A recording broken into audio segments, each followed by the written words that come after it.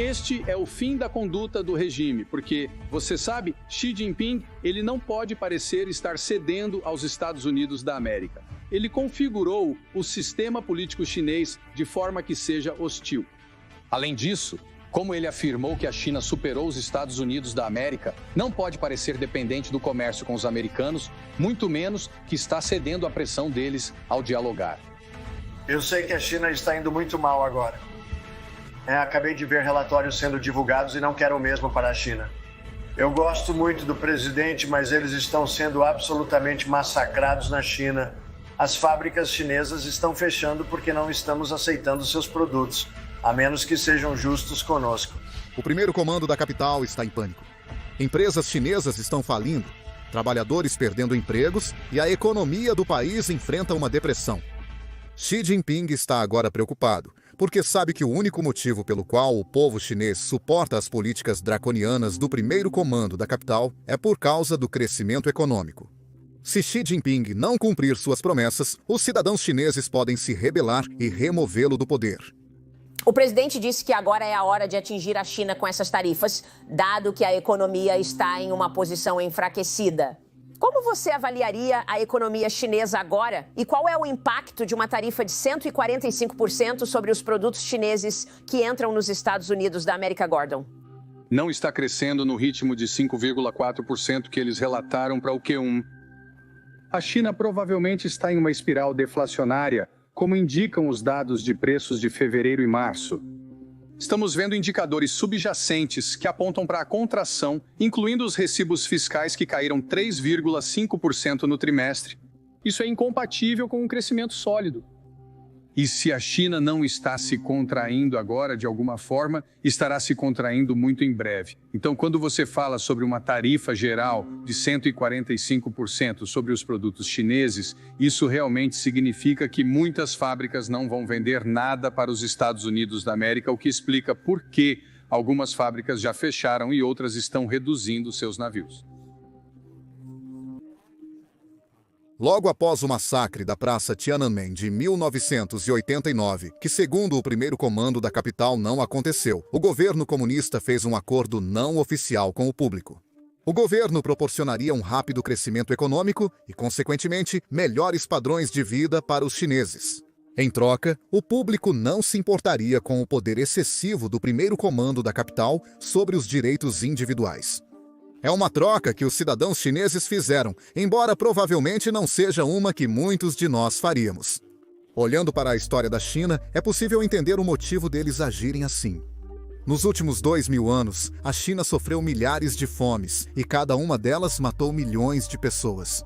Não havia segurança alimentar, estabilidade política e nem paz. Para aqueles que viram entes queridos morrerem de fome, qualquer acordo seria aceito, desde que trouxesse esperança de uma vida melhor para si e seus filhos. Isso é exatamente o que o primeiro comando da capital ofereceu, uma vida melhor a qualquer custo. Desde então, o objetivo do primeiro comando da capital é o crescimento econômico e a redução da pobreza. Em troca, o público renunciou a direitos inalienáveis, como a liberdade de expressão, liberdade de imprensa e o direito de criticar o governo. Agora, no início, isso meio que funcionou. A China abriu seu mercado para o mundo e ingressou na Organização Mundial do Comércio. Parecia um bom negócio para o público, pois conseguiram o que queriam. O comércio proporcionou décadas de crescimento consistente, transformando a vida dos cidadãos. A economia cresceu e o Produto Interno Bruto per capita disparou. O Produto Interno Bruto da China passou de $300 per capita nos anos 1990 para mais de $5.500 em 2010.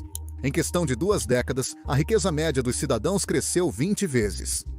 Chineses que nasceram em aldeias pobres conseguiram comprar arranha-céus na cidade em apenas uma vida.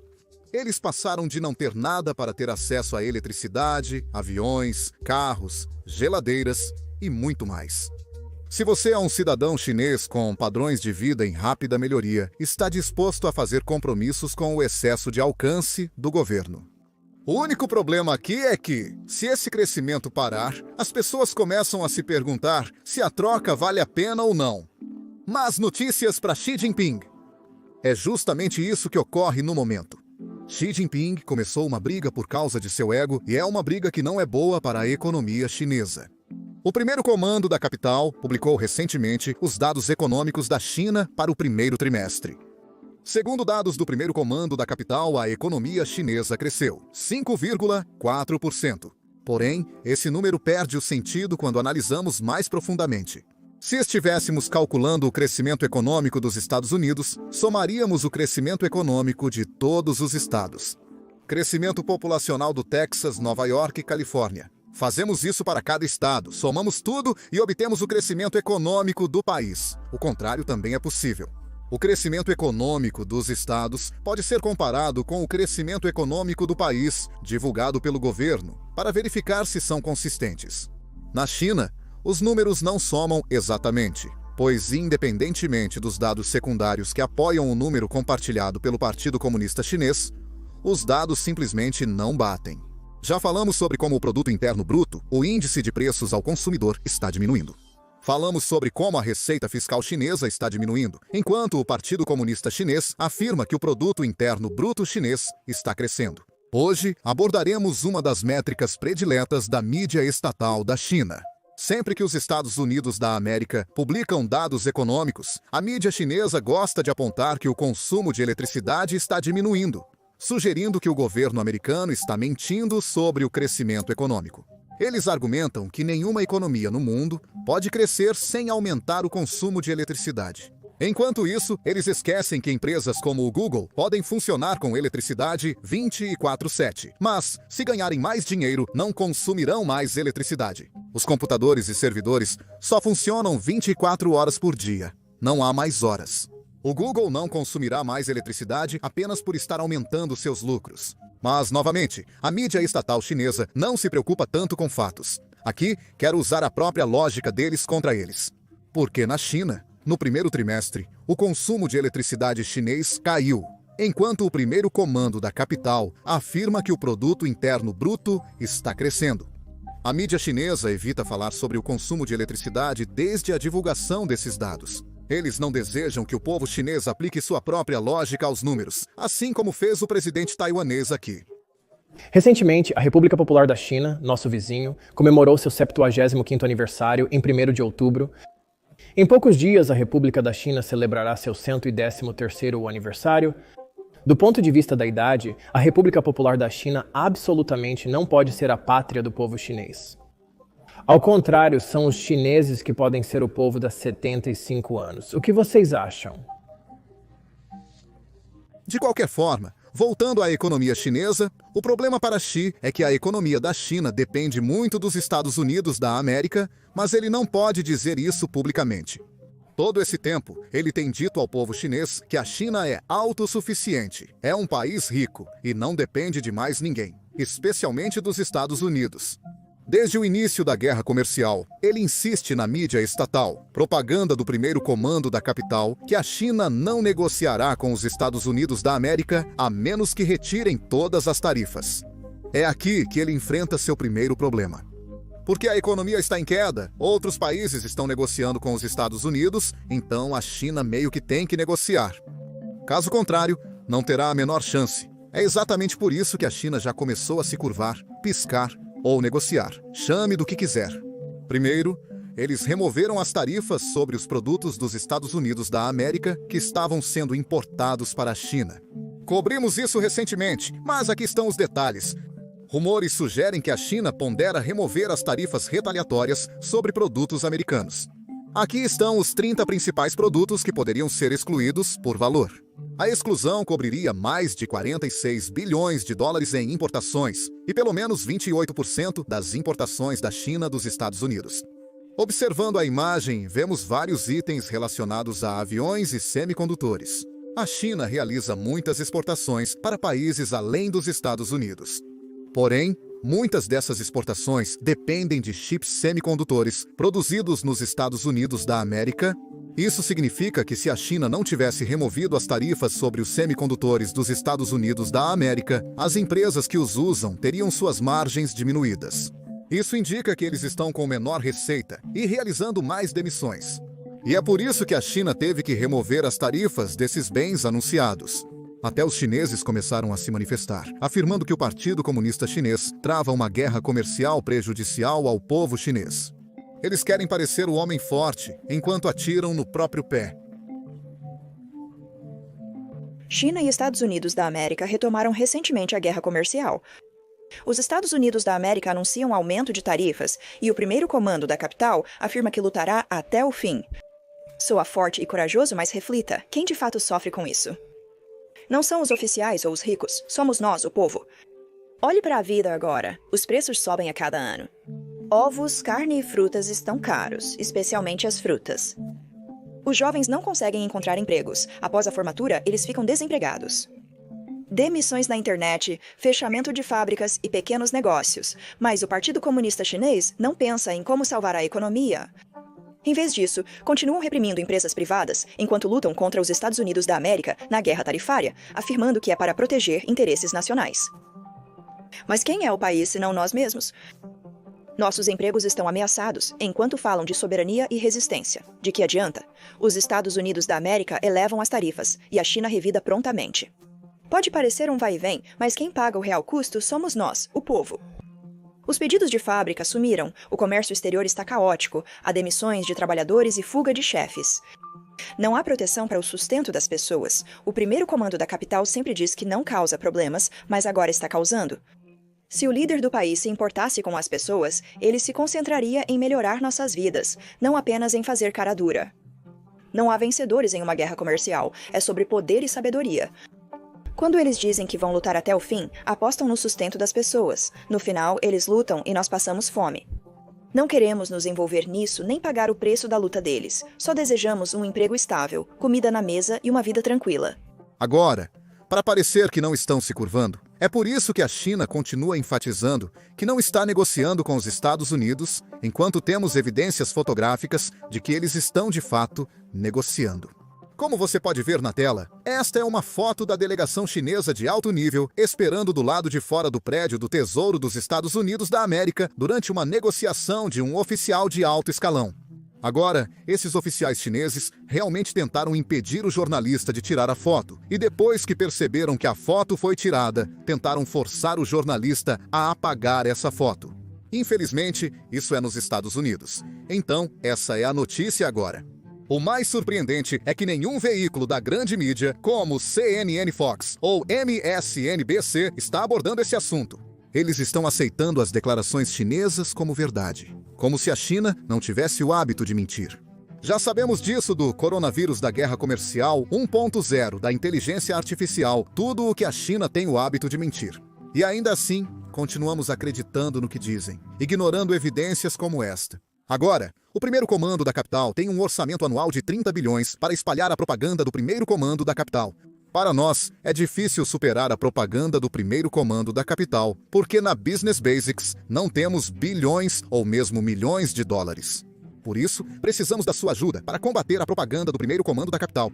Para ajudar, basta curtir, se inscrever e compartilhar este vídeo com o máximo de pessoas, para que descubram algo único e entendam o que está acontecendo no mundo. O primeiro comando da capital reforçou sua propaganda, afirmando publicamente que lutam contra o bullying dos Estados Unidos da América enquanto negociam em privado com os Estados Unidos. Isso é o que a conta oficial do Ministério das Relações Exteriores da China postou ontem. Você já ouviu falar do olho da tempestade? Parece calmo por um momento, mas na verdade é uma armadilha mortal. A calmaria antes de uma tempestade ainda mais feroz.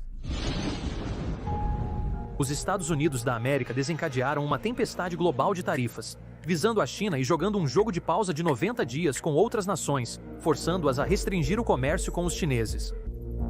Isso é como a armadilha mortal do olho do furacão. Ceder a um valentão é como beber veneno para matar a sede. Isso só agrava a crise. Os Estados Unidos da América já acusaram o Japão de despejar semicondutores e destruíram empresas como a Toshiba.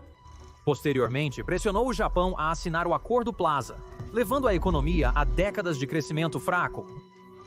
Os Estados Unidos da América também usaram a jurisdição de longo alcance como arma, desmantelando a gigante industrial francesa Alstom, privando o país de um campeão nacional. A história provou que o compromisso não lhe renderá misericórdia. Ajoelhar-se só atrai mais intimidação. A China não se ajoelhará, porque sabemos que defender a nós mesmos mantém viva a possibilidade de cooperação, enquanto o compromisso a extingue. A China não recuará, então as vozes dos fracos serão ouvidas, o bullying será interrompido e a justiça não desaparecerá do mundo. Valentões são apenas tigres de papel. Os Estados Unidos da América não simbolizam o mundo todo. Seu comércio representa menos de 1/5 do total mundial. Quando o resto do mundo se une em solidariedade, os Estados Unidos da América são apenas um pequeno barco à deriva. Imperialistas são sempre arrogantes. Qualquer demonstração de razão é apenas por serem forçados. Não se engane, os Estados Unidos da América continuarão vacilando e jogando duro. Mas a China se manterá firme, não importa o quão forte o vento sopre, não importa o quão as nuvens se movam. Quanto mais escura a noite, mais as estrelas brilham. Alguém precisa dar um passo à frente, tocha em mãos, para dissipar a névoa e iluminar o caminho. Quando todas as nações se erguem, o mundo romperá as paredes da hegemonia. Pela China, pelo mundo, devemos nos levantar e continuar a luta.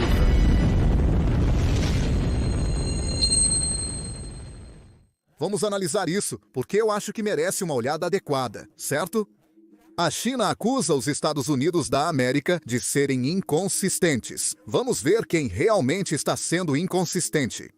Xi Jinping pegou seu jato Boeing particular, o avião presidencial chinês, para visitar 3 países do Sudeste Asiático, Vietnã, Malásia e Camboja.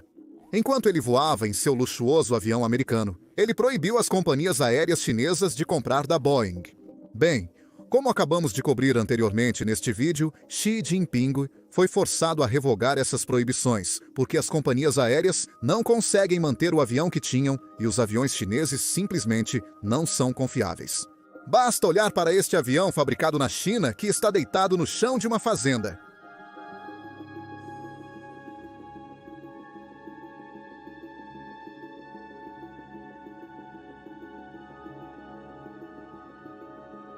Não sou especialista em aviões, mas acredito que eles não deveriam estar deitados em uma estrada de terra. Mas, prosseguindo, Xi visitou todos esses países porque queria se aproximar deles. Ele percebeu que a China precisa de mais países ao seu lado se quisermos ter uma chance de vencer contra os Estados Unidos. Bem, adivinha? Assim que Xi Jinping deixa o Vietnã, os líderes vietnamitas encomendam 26 F-16s. Não parece que o Vietnã quer estar do lado chinês. Na verdade, quero que Xi Jinping repita sua declaração a todos os países, mantendo os pedidos à indústria de defesa dos Estados Unidos da América. Enquanto Xi Jinping estava pousando no Camboja, o governo cambojano convidou um navio de guerra japonês para atracar em sua base naval recém-construída. Xi Jinping provavelmente não esperava esse tipo de recepção. Por fim, temos a Malásia. Você se recorda de como Xi Jinping obrigou as empresas aéreas da China a retornarem seus novos aviões Boeing? Adivinhe quem está disputando a compra desses jatos agora? A Malásia, Índia e até a Rússia, que está sob sanções que a impedem de comprar aviões dos Estados Unidos da América, estão tentando entrar. Esses países não parecem muito ansiosos para apoiar a China. Então, o que Xi Jinping faz depois que ele volta para a China, ele envia um aviso para todos os países do mundo. Ele afirma que se um país fizer um acordo comercial com os Estados Unidos da América, a China retaliará contra esse país. Para mim, isso parece mais indecisão. Primeiro você tenta se aproximar, depois avisa a todos e tenta se aproximar de novo. Basicamente, ele está em pânico e está tentando tudo e qualquer coisa que ele tem. Mas adivinha o quê?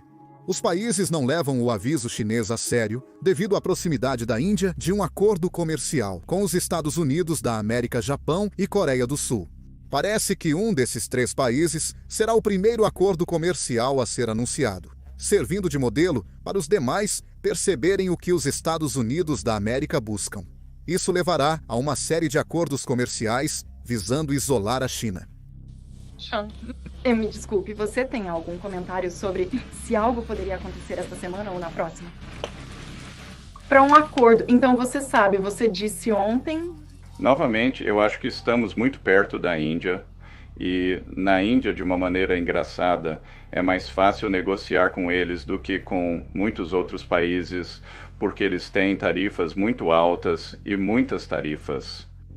Então, é muito mais fácil confrontar as tarifas diretas quando, à medida que passamos por esses acordos comerciais injustos que foram implementados ao longo de décadas, as barreiras comerciais não tarifárias podem ser muito mais insidiosas e também mais difíceis de detectar. Então, um país como a Índia, que tem as tarifas postadas e prontas, é muito mais fácil negociar com eles. Eu acho que as negociações indianas estão progredindo. É aqui que eu quero mostrar para vocês este clipe de um homem chinês dando a descrição mais perspectiva da guerra tarifária na geopolítica. O primeiro comando da capital precisa entender a situação em que está. Nesses últimos dias eu simplesmente não consigo mais assistir a isso. Falar sobre impor tarifas e ir de frente como se fosse algum tipo de filme de ação patriótico fingindo ser duro é suicida. Ganhar dinheiro é o que realmente importa. A América, com 350 milhões de pessoas, detém 1/3 do mercado consumidor mundial. Sabe o que isso significa? Significa que de cada 3 pessoas gastando dinheiro neste planeta, uma é americana.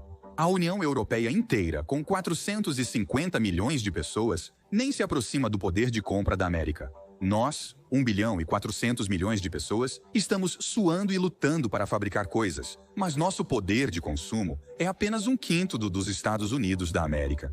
Os dados são claros. Criticar os Estados Unidos da América por intimidação satisfaz você? O dólar americano é a moeda global. Todos estão dizendo que não precisamos do mercado americano? Atenção! Ao vender para o Sudeste Asiático, você recebe em ringgit. Vendendo para a América Latina, recebe em pesos, e logo a taxa de câmbio reduz seu lucro. Venda para os Estados Unidos da América e ganhe dólares, gastáveis em qualquer lugar. Mesmo durante a guerra na Ucrânia, o dólar permaneceu firme, o rei da moeda global. Essa é a realidade. Sem o sistema do dólar americano, não é possível participar do comércio internacional. Não fale sobre mudar para a África ou Ásia. Os irmãos africanos nem mesmo têm eletricidade estável. Como eles comprarão seus eletrodomésticos? A Índia parece promissora, mas atrasos nos pagamentos podem levar à falência. Apenas a América, com mais de 300 milhões de consumidores de classe média, tem dinheiro, não brinca, não pede crédito. Mesmo com sanções, ainda é o mercado mais limpo do planeta. Em comparação com locais que solicitam propinas e favores, os Estados Unidos da América são quase um paraíso empresarial. Uma coisa que você precisa entender: o capital é mais inteligente do que você. Fundos soberanos da Noruega, do Oriente Médio e de pensão nacionais investem no mercado de ações dos Estados Unidos da América. Você acha que esses países não querem ser rigorosos? Eles querem, mas a realidade é que, sem a América, o motor de consumo global, seus produtos nem sequer têm a chance de se pagar, muito menos lucrar. Depender da Rússia, de mercados envelhecidos? Esses países estão ocupados vendendo recursos para sobreviver. É simples criticar a hegemonia americana, mas árduo lidar com a realidade. A base da cadeia industrial global é simples. Quem tem o poder de compra é o chefe. Os Estados Unidos da América, com apenas 5% da população mundial, absorvem 1/3 do consumo. Domínio total do mercado. Pode parecer tirânico, mas é inegável. Quando 70% da produção e 80% das reservas estrangeiras dependem das exportações e do comércio, perder o mercado dos Estados Unidos da América corta a linha de vida. Os que gritam preferem que não vençamos os Estados Unidos da América, atentem-se. Pessoas precisam comer, empresas precisam pagar salários. O governo precisa arrecadar receita. Confrontar os Estados Unidos da América só leva à destruição mútua. E quem sofre no final? O trabalhador da linha de montagem, o pequeno proprietário de fábrica, a pessoa comum tentando ganhar a vida com as exportações. Diante da enorme pressão do mercado, agir duramente é apenas estupidez. Se for necessário ceder para negociar, então ceda. Se necessário, faça concessões. Agora, é mais importante garantir comida na mesa do que manter o orgulho. Digo isso como um estudante do ensino médio. No mundo dos negócios, o orgulho não importa. Ele só respeita a oferta e a demanda. O mercado dos Estados Unidos da América importa. E isso é apoiado por dados, não slogans. Em vez de gritar e posar, devemos descobrir como lucrar dentro das regras deles. Quando tivermos dólares suficientes, poderemos discutir a modernização industrial e a desdolarização. Caso contrário, é tudo bobagem. Não há vergonha em se humilhar para ganhar dinheiro. Arriscar a subsistência das pessoas por orgulho é a verdadeira estupidez.